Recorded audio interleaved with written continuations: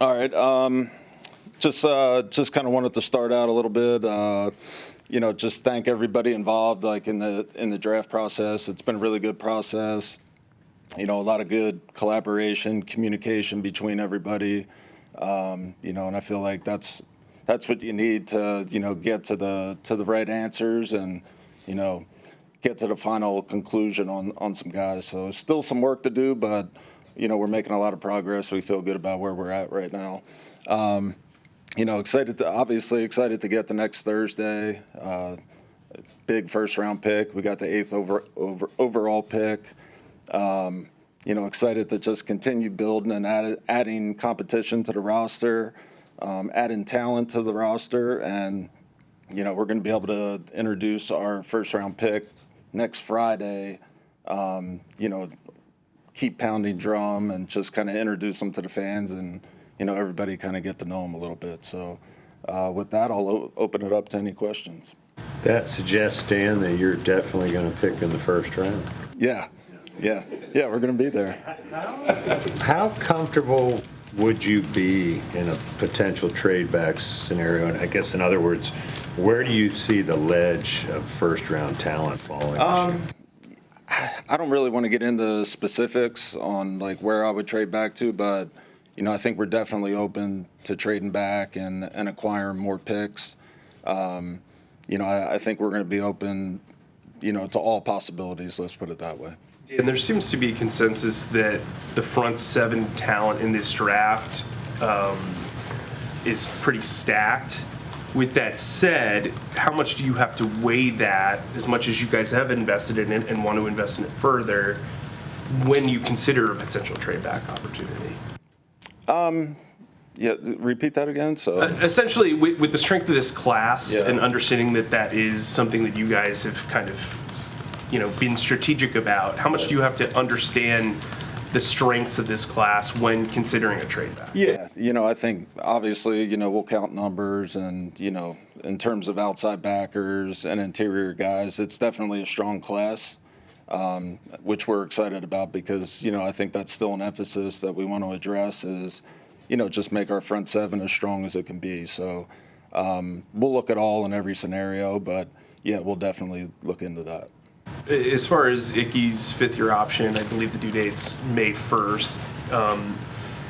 Keeping your options open with that heading into the draft, does that kind of complicate the way you maybe look at the offensive tackle position in this? No, I don't think it does. I mean, we're just taking our time with that. There's no rush. We still have to, I think it's May 2nd. So we're not rushing that. We're taking our time, and we'll have a plan in place.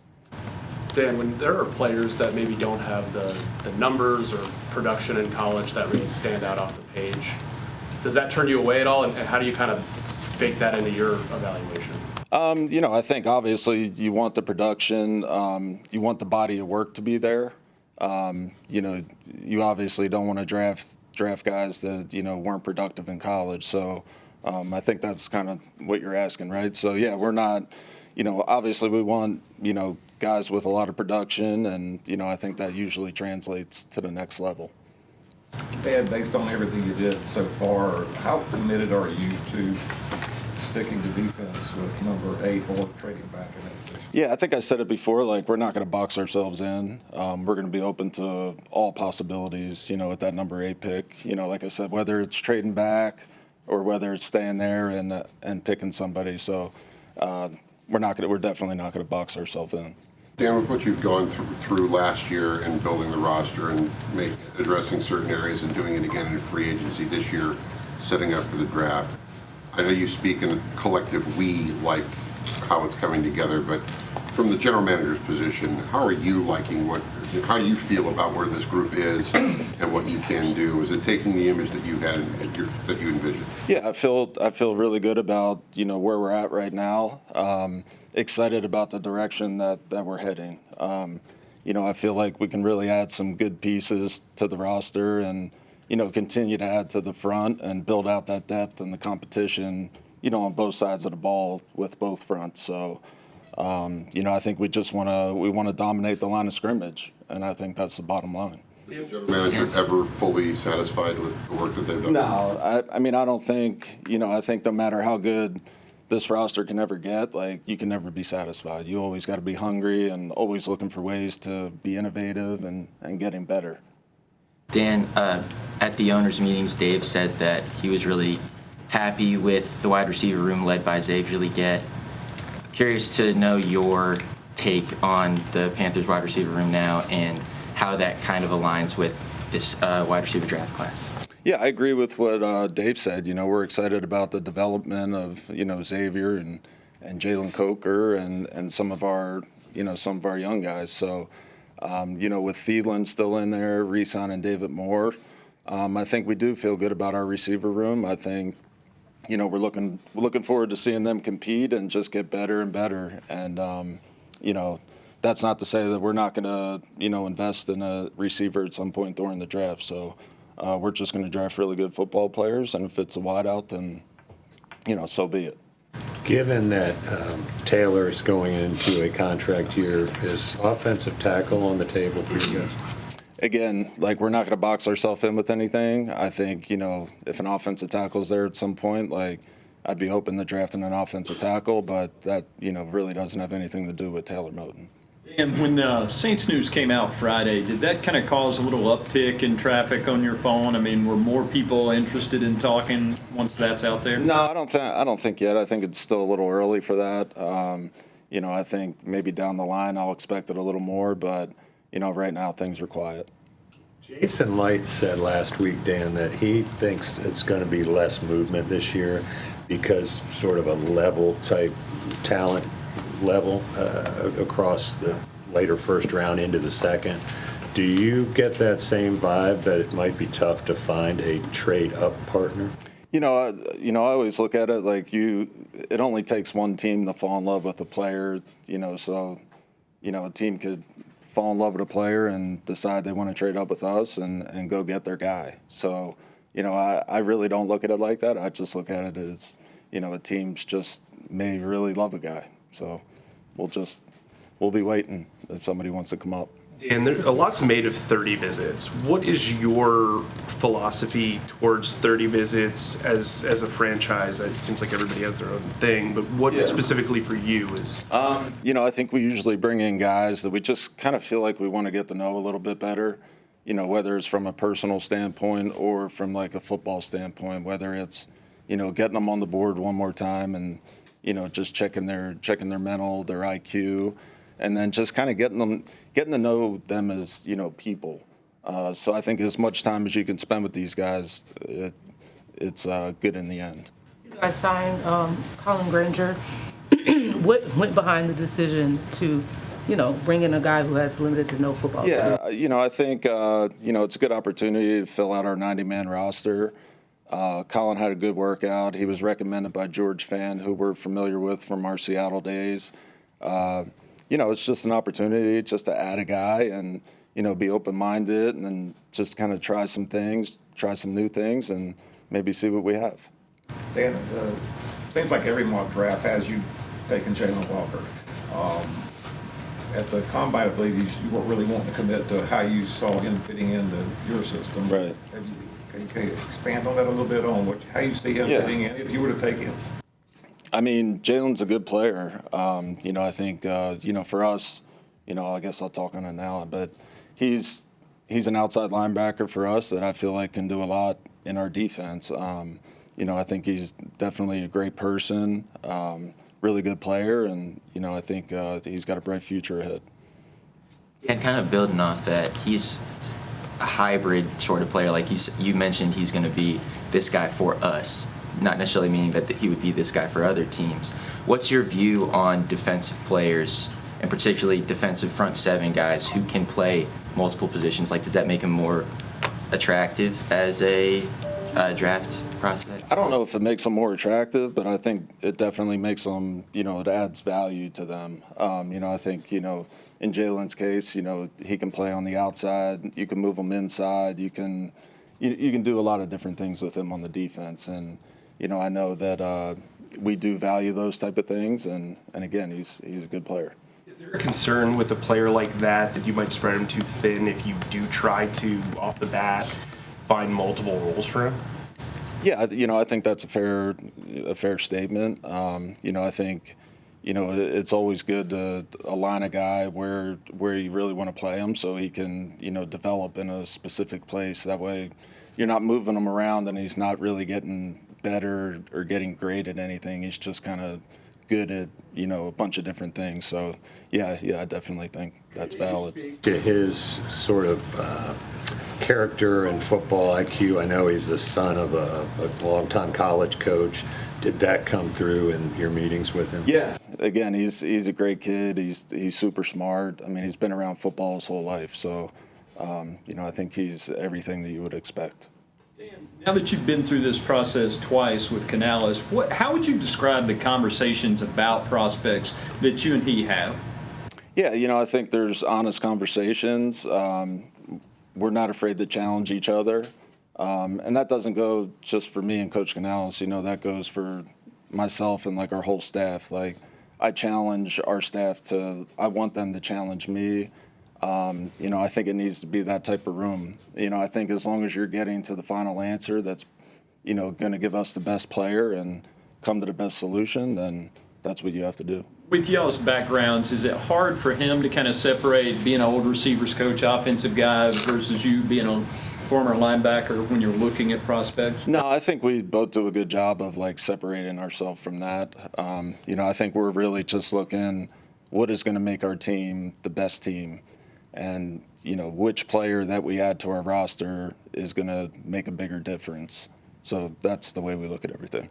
If you get into a situation where the board falls a certain way, and obviously, consensus is what it is outside of that, and you can't move out of the pick, do you feel comfortable taking, a guy who might be viewed as maybe a bit of a reach in other years? Yeah, listen, at number 8, if we get stuck there and we're not able to trade back, if we're not in love with the player there at number 8 and we can't trade back, then we're going to be ready for all different types of scenarios. So there's some really good players that we like. It's just not one position. But we feel like it's a good draft and there's a lot of talent. So we're going to be ready for all scenarios. You use an expression like if we get stuck there, that would seem to suggest your preference would be to move back. No, I was just saying if we do get stuck, we're going to be ready, for all different scenarios, because we don't know who's going to be drafted in those top 7. So, again, we're going to be ready for all different scenarios. A scenario where your preference would be to move back? Depending on what happens to the 7 in front of you? Yeah, I think we got to really just kind of see how the board plays out, and, I think we're going to know what to do once we get there.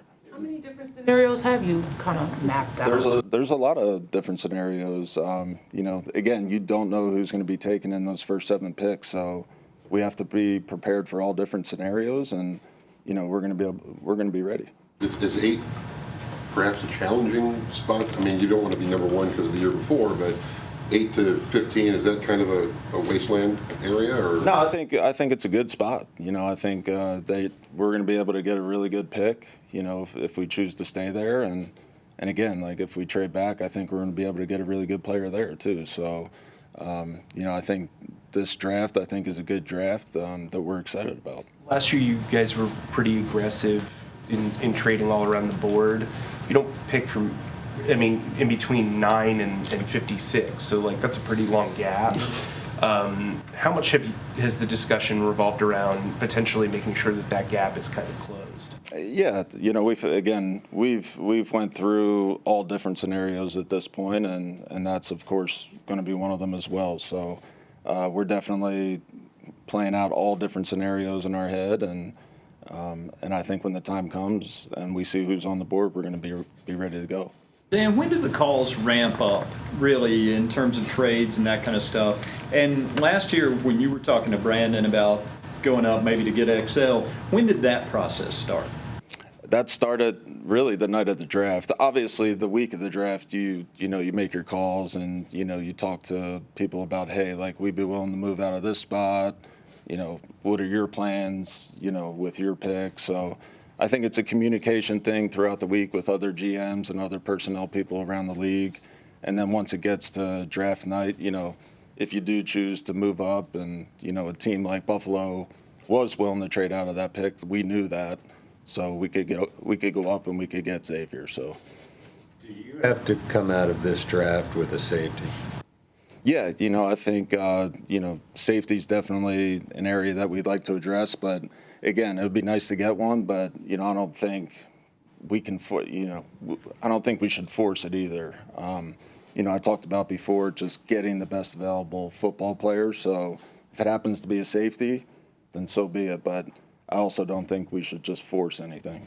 And did your activity during the free agency period affect severely what you plan to do in this draft? And then vice versa, will the draft affect what you plan to do going forward in the free agency? Yeah, I think what we did in free agency, obviously addressing the front, I think it eases the tension up a little bit, from having to, go reach or having to go, grab a defensive lineman. So I think it definitely helps out. But again, at the same time, we're always going to draft best available player. And, it's not going to change this draft. When you've talked to Dave about scheme, I know you guys are encouraged by the wide receiver group. That's what you said. Have you thought about a tight end potentially adding the element of that number one wide receiver, that number two wide receiver in this draft because the group is so good? Yeah, I think, talked about it before, just about adding playmakers, on both sides of the ball. And, a tight end could be a playmaker as well. So, I think all options will be on the table in terms of position. Do you think the tight end group is deeper, maybe say 1 through 4, first through fourth round, than the wide receiver group? Yeah, I think that's fair. I think that's fair. I think in the first 3 rounds, I think you'll get, some good wide receivers and some good tight ends. So I do think it drops off at a certain point. So, you have to be strategic. Do you think the tight end group is a little deeper? No, I wouldn't say that. I had asked. Yeah, no, I wouldn't say that. Yeah. When you're scouting kickers, who do you rely on for that? Like Tracy or, maybe specialists outside of the building? How does that work? It's usually the special teams coach. Him and his staff, they'll really evaluate those guys, and I'll lean heavily on them. When you're scouting your guys for specific player position groups, do you put any emphasis on familiarity the players would have had by playing at the same college program or at a different program in their time frame? No, I don't think so. I think we just, again, we don't really have that play. That stuff really doesn't come into consideration. It's just about drafting the best football players. Dan, you've had a couple of months now since the end of the season to kind of evaluate and look back and think things over. How critical was that finishing stretch from what the team put forth last season to how you approached free agency and now how you're approaching this draft? Did you get questions answered? Do you feel like you have a better, baseline for where this team is? Yeah, I think, the way we ended the season, obviously a lot of positive momentum going into the next year. And, I think everybody's excited in the building. I think the fans are excited. So it really draws a lot of excitement for us to go and continue to add, really good players to our roster. And so it can make us one of the more competitive teams in the NFL. So it's just another step to where we want to go. And personnel questions were answered for you, to go out and do what you did in free agency and going forward? Yeah, I feel really good about what we did in free agency, just adding to our front and, adding a safety like Morig. We added some good players that we're really excited about, and we're headed in a good direction. Dan, when a guy plays at multiple schools, how does that factor into your evaluation? Say that again? When a guy plays at multiple schools, transfers around a little bit, how does that kind of play into your evaluation of that guy? It really doesn't. I don't really. Nowadays, it's so common that, I try not to really ding those guys for, moving multiple times. Maybe back, 5-6 years ago, it might be a little different. But right now, I really don't. It doesn't come into play. And the adage is scout the player, not the helmet. But there are certain systems in college that seem to not translate as easily to the NFL, and then those guys take a couple of years, but then they kind of blossom because they have the trades. How much do you weigh that when you guys are evaluating specifically defensive players? So you're saying, Like Georgia is known for having guys that have a lot of talent that come out and it takes a couple of years and then they kind of excel. right? But they're not the only college program that does that. When you're looking at guys like that coming from those programs, does that answer any questions about maybe what they can do versus can't do, vice versa? I mean, I think it makes it a little easier, the level of competition that, certain teams play against. Obviously, a school like Georgia, they're playing against top competition in the SEC. So I think from an evaluation standpoint, it does make it a little easier. All right, thank you, Dan. Yeah.